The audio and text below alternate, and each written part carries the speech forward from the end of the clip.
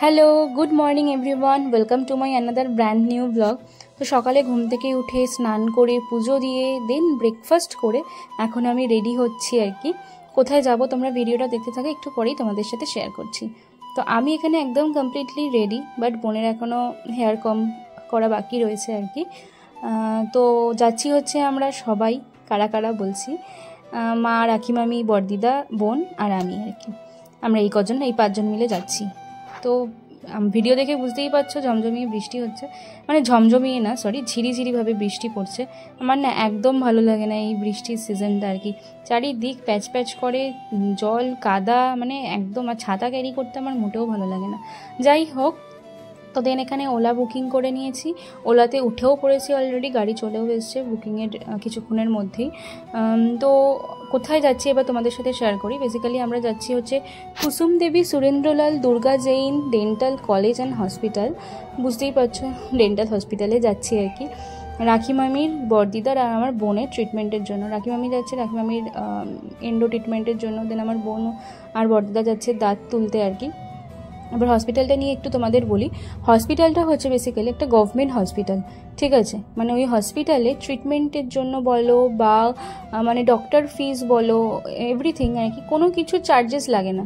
শুধু ওষুধ তোমার বাইরে থেকে কিনতে হয়, যেটা তো অবশ্যই বাইরে থেকে কিনতে হবেই। কোনো ডাক্তার তো আর ওষুধ তোমায় দিয়ে দেবে না, বা কোনো হসপিটালে তোমাকে ওষুধ প্রোভাইড করবে না। মেডিসিনটা তোমরা বাইরে থেকে কিনবে।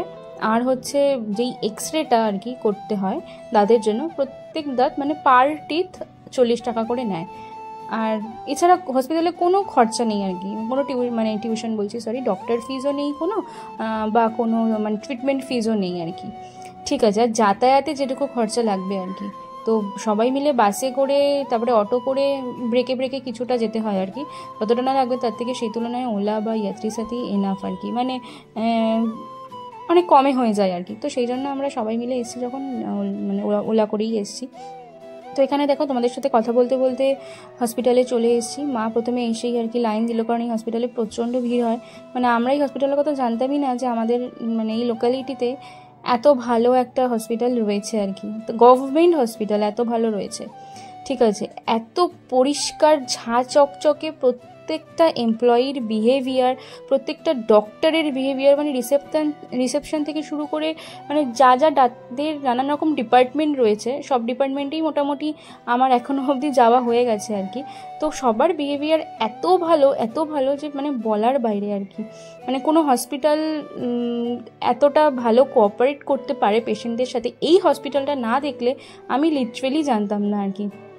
আচ্ছা, এবার বলি, আমার এর আগে এই হসপিটাল থেকেই 2 সপ্তাহ বা 3 সপ্তাহ মতো আগে আমার এখানে দাঁতের ওটি হয়েছিল, উইজডম টিথ, যেটাকে বাংলায় আক্কেল দাঁত বলে। তো সেই দাঁতটা নিয়ে আমার প্রচণ্ড পেইন হয়েছিল।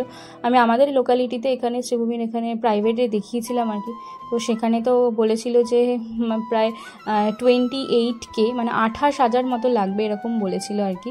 তো যাই হোক, এখানে আমার পুরোপুরি ফ্রিতেই, শুধু এক্সরেটা করতে যা টাকা লেগেছিলো আর কি, আর যাতায়াতে পুরো ফ্রিতে আমার 2টো টিথ আর কি রিমুভ করা হয়েছে আর কি।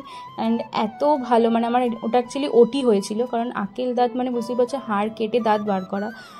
অ্যান্ড মানে খুব ভালোভাবে ট্রিটমেন্ট হয়েছিল। দেন আমার 2টো স্টিচও পড়েছিল, স্টিচ কাটিং থেকে শুরু করে, মানে আমার পুরো ট্রিটমেন্টটা এখান থেকে হয়েছে। মানে আমি এত স্যাটিসফাই এই ট্রিটমেন্টটা করে আর কি। তো সেই জন্য আমি সবাইকে নিয়ে এখানে চলে এসেছি, যাদের দাঁতের প্রবলেম আর কি। তো প্রথমে বড়দিদাকে নিয়ে গেছিলাম সার্জারি ডিপার্টমেন্টে, কারণ বড়দিদার আজকে ওটির ডেট ছিল। দেন রাখি মামাকে নিয়ে চলে এসেছি এন্ডো ডিপার্টমেন্টে, যেহেতু আমি এই হসপিটালের সব কিছু চিনি আর কি। তো আমার একটা রেসপন্সিবিলিটি ছিল সবার সাথে, সবাইকে সব কিছু চিনিয়ে দেওয়া, সবার সাথে কোঅপারেট করা আর কি। তো এখানে রাখি মামি ওয়েট করছি, আর বোনের ট্রিটমেন্ট হয়েও গেছে এতক্ষণে আর কি, কারণ বোনকে আগে পাঠিয়ে দিয়েছিলাম পেডিয়াট্রিক ডিপার্টমেন্টে। তো ওর দাঁত তুলেছে, মুখ দেখে বুঝতেই পারছো আর কি, এই সাইডে কার্টন দেওয়া আর কি, যাতে ব্লাডটা ভালোভাবে অ্যাবজর্ব হয়। তো সেই জন্য কার্টন দিয়ে রেখেছে।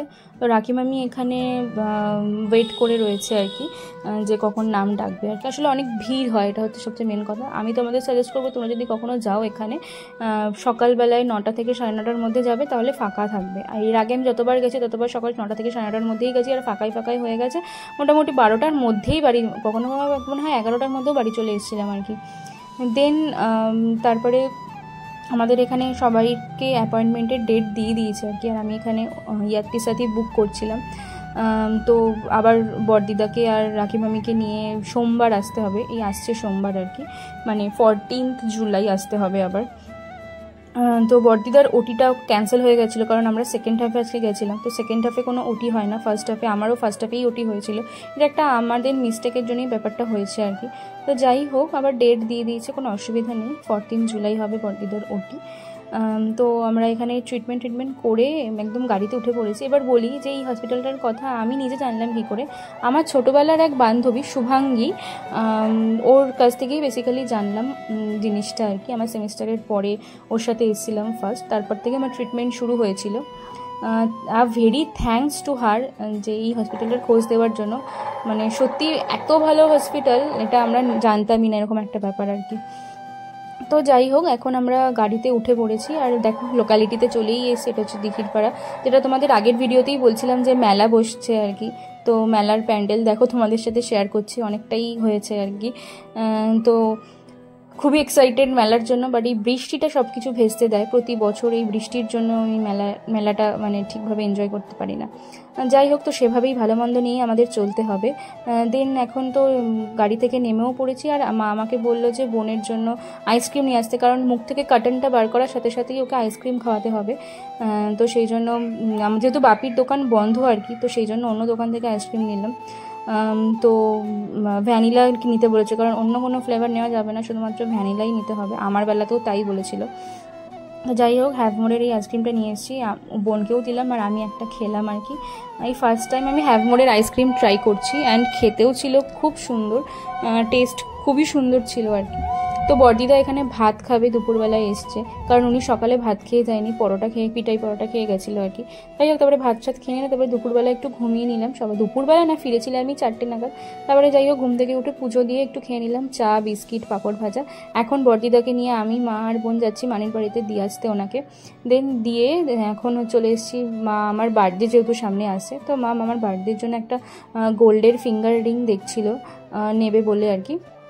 তো খুব একটা ভালো পছন্দ হয়নি, বা যেগুলো পছন্দ হচ্ছে আমার হাতের সাইজে হচ্ছে না আর কি, মানে আমার হাতটা এতটাই ছোটো যে আমার বেবি রিং লাগে আর কি, এরকম একটা ব্যাপার। যাই হোক, তারপরে মানে পছন্দ হয়নি, ওনাকে বললো আরও কিছু কালেকশান নিয়ে আসতে, পরে দেখবে আর কি। তো তারপরে এখানে নানা রকম কালেকশান উনি সাজাচ্ছিলেন, আমাদের দেখাচ্ছিলেন, তো দেখছিলাম। তারপরে যাই হোক, মানির বাড়িতে চলে এসেছি, বাইরে তো বৃষ্টি পড়ছে ঝিরিঝিরি করে, আর এসে দেখি কি যে এরা দুই ভাই বোন মিলে দেখো কী করছে। বেসিক্যালি আমার বোনই শিখিয়েছে আদিকে, আর এখন নাকি বৃষ্টি হলেই আদি এরকম করে হাত বার করে ওদের বারান্দা থেকে বলো বা জানলা থেকে হাত বার করে বসে হাতটা পুরো ভেজায়। দেখেছো কত আনন্দ, আদির মুখটা একবার দেখো তোমরা। আর আমার বোনকে দেখো, ওর আজকে ওটি হয়েছে, ডাক্তার ওকে বলেছে মানে বেশি লাফালাফি না করতে, আর কে শোনে কার কথা, এরকম একটা ব্যাপার। দেন রাতে বোয়াল মাছের ঝোল দিয়ে মানি বাড়িতেই ডিনারটা কমপ্লিট করলাম আর কি। ঠিক আছে, মানি বললো এসছিস যখন খেয়েই যা। তো ডিনারটা এখানে কমপ্লিট করলাম, আর ব্লগটাও এখানেই শেষ করলাম আর কি। তো কেমন লাগলো ভিডিওটা তোমরা কিন্তু কমেন্টে জানিও।